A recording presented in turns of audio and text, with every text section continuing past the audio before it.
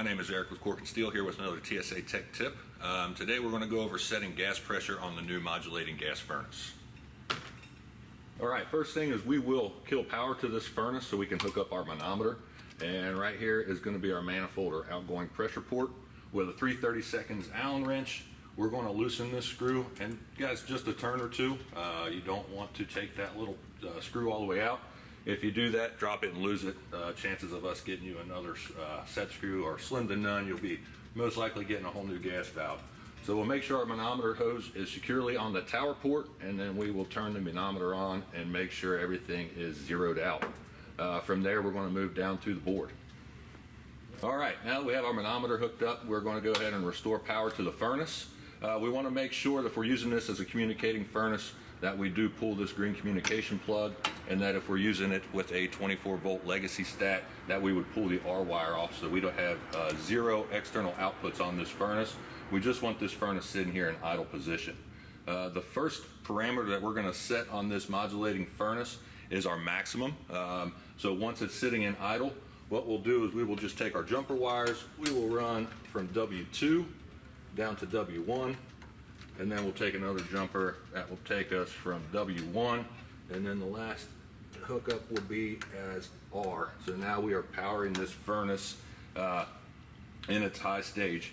If you notice the LED readout, it's going to tell you heat, and it's going to say 100. That's verifying for us that this furnace is going to go ahead and light off at 100%.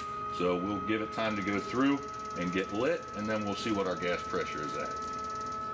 Moments later. Alright, so now our gas furnace has successfully lit. We can confirm on the board that we are in heat and we're running at 100%. And then we can look over here at the manometer and we can see our gas pressure is at 3.9 inches of water column. For our high heat, our setting that our goal for that is going to be 3.5 inches of water column. So on the adjustment screw, we'll use a small screwdriver and we'll adjust this very slowly in a counterclockwise direction, about 1 click per second, until we get down to 3.5 inches of water column on this manometer.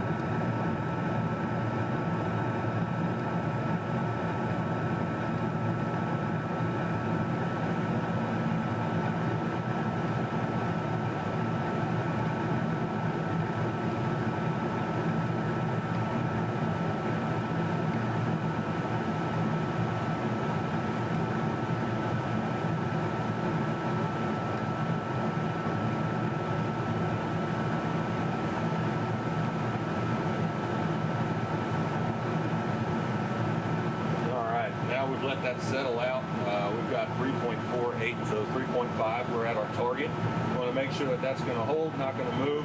And once we've confirmed we're still in heat at 100% with 3.5 inches of water column on high, we will kill the call for heat here by just removing our jumpers. With the jumpers removed, we're going to let this furnace go through its shutdown cycle and blow our off delay.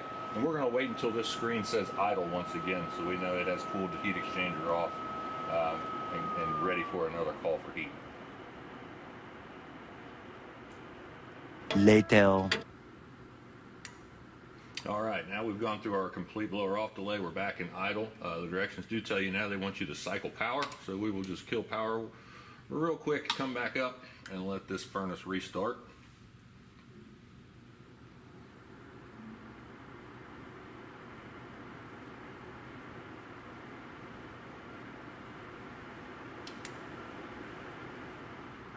All right, now we're back in idle. Now the next parameter we're going to set is our low heat setting. In order to ensure this fires off and runs and locks into low heat so you can get the proper gas pressure set, we're going to use the menu button here on the board, and we're going to scroll through until we get it to say HTT. So now we're at HTT. I'm going to hit the select button one time, and it's going to say 2-stage low heat. Once you have the 2-stage low heat scrolling across, we will use a jumper once again, and this time we're just going to go between R and W1 to get this furnace to light and then lock itself into low stage so we can set that gas pressure properly. You will notice as it goes through its starting, it's going to change. It's going to say, give it a minute, it's going to say heat. and let us know what it is running in.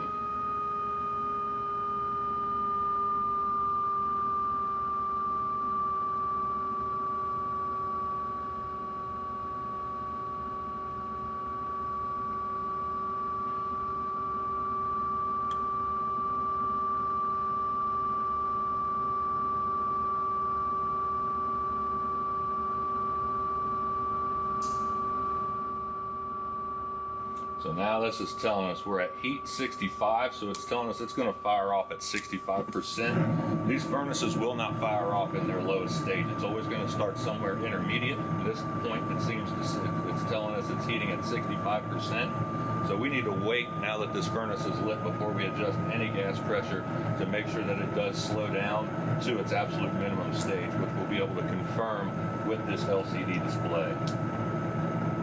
More moments later. Now we have heat and it says 40, and I don't know if you can pick it up on the camera. You can audibly hear the inducer slow down. You can hear the gas pressure go down. So we'll let it say heat 40 for just a few seconds to make sure it's slowed all the way down. And again, we'll be watching our manometer the entire time to see what gas pressure we're looking at. So now that we're down, it's been in heat. It's saying 40, which is its lowest stage. We've audibly heard this thing slow down as far as it can go. And we're looking at our gas pressure. It looks like we're just over 1 inch of water column on our low stage. You can check the chart in the manual depending on where you are. Where we are right now, we are within 2,000 feet of sea level, so we're looking for about 0.5 or 0.6 inches of water column. And yes, that is 0.5 or 0.6. It's not the 1.5 that we're typically used to. I will let you know that is probably one of the main calls we take on this furnace, is it's going out on limit.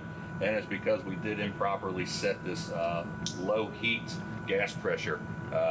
Someone set at 1.5 because that's what we've always done. But on the modulating furnace, we do need to take this down to the 0.5 inches of water column. So again, we'll come up here to the adjustment, roughly 1 click per second, nice and slow, until we get this down to between 0.5 and 0.6 inches of water column. One nap later. All right, now we're going to let that settle out. We're at 0.5, 0.499, so that is good. We'll let it run for a few seconds just to confirm everything settles out and is running properly. And once we're happy with that gas pressure setting again, we're going to remove our jumpers, kill the call for heating on this. And as always, I will let this furnace cool down and wait until the circuit board here is going to tell us that it is back in idle, so it's done its complete blower off delay. Now that we are sure that all of our gas pressure is set properly, we're not quite done yet. Now you will go through and you will do your heat rise in high and low stage to make sure you have your fan speed set correctly, so that again, you don't have any problems with nuisance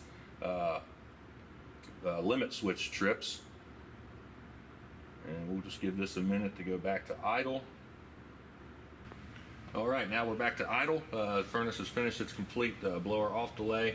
So now we will turn power off to this furnace. At this point, we can reconnect our communication plug for the ion black thermostat or hook back in your wires for your legacy 24 volt. At this time, we'll also remove the manometer, and very important, do not forget to tighten the set screw up on that tower port before you put this furnace back into normal operation. Okay, and that's how we set gas pressure on a modulating gas furnace. If you have any questions about anything we went over, you can find step-by-step instructions in the manual, page 53 and 54. Thanks for watching, guys.